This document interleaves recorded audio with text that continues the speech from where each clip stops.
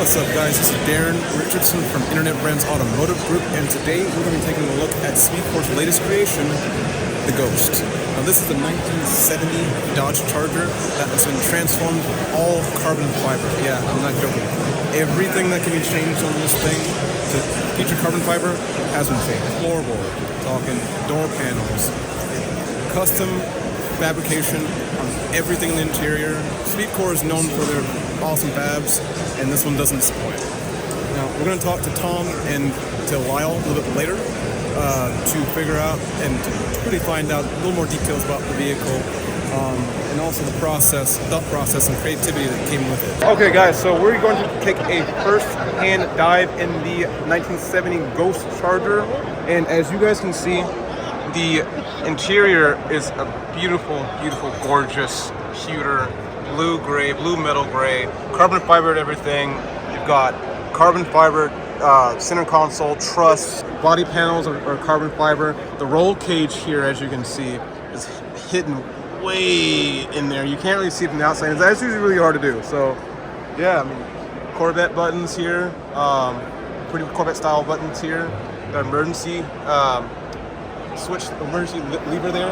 Let's go ahead and take a seat in the car. So, as you can see, this thing feels big and small at the same time, and you can clearly see inspiration from the 1970s Charger from way back in the day. Lots of retro switches, the pistol grip gear shifter, which is also carbon fiber, and it is indeed a 6-speed. Lining here is clearly you can't really see it. The lining here is plush like leather, but underneath is carbon fiber. The gauges here look phenomenal. Touch points are outrageous. The steering wheel is it's not exactly like the Charger style of steering wheel where it's rather big and bulky, but I like that because it makes it sporty. And of course, you've got your lights and your wipers in that OE style, and of course Chrysler badge, if you can see that. Yeah, the thing is awesome. Carbon. It's amazing, super amazing. If you look at this car and you're not amazed, if you're not in awe just from looking at it, sitting in it will definitely change your mind right away. So, Tom, this beautiful monstrosity of a Charger. You guys love your Chargers, and I love that. Your 68s, your 69, I believe. Your 70s, tantrum, hellacious. They're all carbon fibered out, and you guys are known for your fabs. Like, you guys are pretty much world industry leading for that. Yeah. So tell me a bit about this, because this is a brand new approach to what you guys have done in the past, with all being all white carbon fiber. Ghost, as we call this car, is a 70 Charger. It's built on a SpeedKore frame that we build in-house. It's a 2x4 design frame. We run all the fuel and oil lines internally in the frame. This car has the most carbon content of any build we've ever done. So as you look at it, the complete exterior is carbon fiber. The floor of the car is carbon. The wheel tubs are carbon, and what's unique about this one is that the tail panel is all carbon fiber, and that's the first one that we've done and that we're aware of. We were kind of tired of trying to adapt an original tail panel, so we decided to make tooling and create our own. The other real change to this car is that it's painted. Right. It's a painted carbon car for us, and this is a private commission build. And that was one of the directives in the build process. And we were excited about it. My paint department loved it. This is an Alpine white exterior with satin carbon features. The interior is all satin carbon. A blue jean blue leather interior. Wheels are from HRE. They're the 101 model. And those are 19x9 fronts and 20x12 rears. The brakes are from Brembo. The seats are Recaro GTs, and all the interior trimming was done by Manda Marie Upholstery in Neenah, Wisconsin. The engine and driveline, we have a 6.2 liter Hellcat crate motor in there. It's a stock motor. We modified the tune a little bit, but on regular pump gas, it makes about 660 foot-pounds of torque and about 665 horsepower at the wheel. Stance is everything to SpeedKore. Front suspension is Detroit Speed. The rear is SpeedKore 4-link, a full range of travel on the suspension of the car. Really? Yeah. So all preload everything?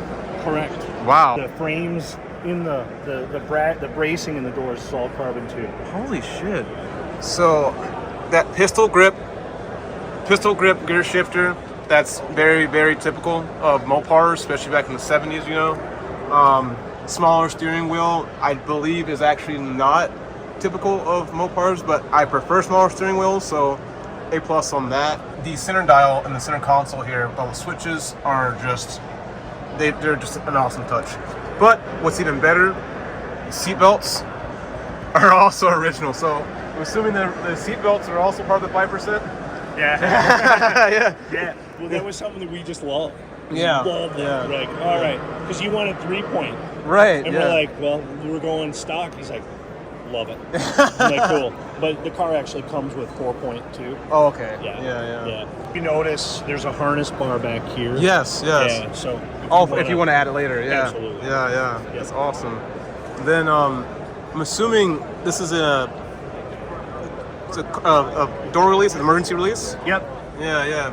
Corvettes also have this, but this is better implemented than the C8s Yeah, and if the you C7s. had an issue with this, there's a manual release for it. So, yeah, explain the seats to me, because it's a really crazy concept to me, kind of, and I understand it's because of the truss. Yeah, correct. So the truss that we see here ties into a cross member that's part of the whole roll cage. And then you can see it's supporting the transmission cross member right there, those two bolts. Oh, that's a cross member. And then it goes all the way to the rear and ties into the rear cross member. Interesting. And then there's another piece that comes off the side of that and ties into the outer frame rail. And that's what the seats are resting on. So the seats aren't resting on the floor, it's resting on the whole, what we'll call an exoskeleton. This piece here, the metal piece here, that's coming from the actual frame of the car? Yeah, it ties in right out here, so it flanges up out there. Wow. So it's bolted along there and then bolted there. So what was the inspiration for that? I mean, has that been done before? I've never seen that before. So we had done it on some other projects. Yeah. For sure. The idea behind it started out aesthetically. Then we started getting into it and said, well, there's a practical side to this. Right. So with this car being an all-carbon floor as well, it is reinforced. There's foam core in there, so it's quite strong. But having the seats tied in like that just creates a stronger structure for us. When we designed it, it's all done in CAD. Yeah. We scan the whole interior of the car, exterior as well. So Right. we can make sure that it fits. The driveline, it starts about here, I'm assuming? So as far as the rear of the transmission to be right about there. Yeah. So drive shaft there, back to the rear end. Got so it, it is a got it. single drive shaft. It's Cool, not a split cool. shaft. And it's all carbon fiber, huh? Yeah, the floor pan is on here, obviously the body, the engine bay, and rear panel, all the bits and pieces. Yeah. Interior pieces as you've seen here. What's the weight before you put that's a Hellcat, a 6.2 Hemi, right? Supercharged, Hellcat. yeah. Okay, Hellcat. Yeah. How much was the weight before the motor was put in? Yeah, that's a good question. That motor and trans on this car is right around 400 pounds. Really? Yeah, if I recall correctly. Don't quote me on that, but it's up there because that's still a cast iron body. Right. And then the car itself, I think, is 3,900 pounds, something like that? 3,900 roughly without interior. So realistically, we're right about back to factory weight of the car. Yeah. But our performance portion has gone up so Yeah. significantly. It's still lighter than the Hellcat. Still lighter than the Hellcat Red Eye. I mean, those are like 4,600 pounds. So I mean, and then plus you've got metal here, obviously, and then plastic bits there. This is all carbon fiber, and it's at 3,900 pounds roughly. And you're probably gonna be. I mean, can you imagine a classic car like this taking out Hellcats like? So the frame frame is something that we design and build in-house, so we accomplish all the geometry goals as far as handling, roll center, and then our track width front and rear, which are really important for the handling Right. as well. So I'm assuming the track of the car, the track of the car is actually roughly the same. I'm assuming, right? Right. Much more rubber underneath. That's 345 on the rear, 265 on the front.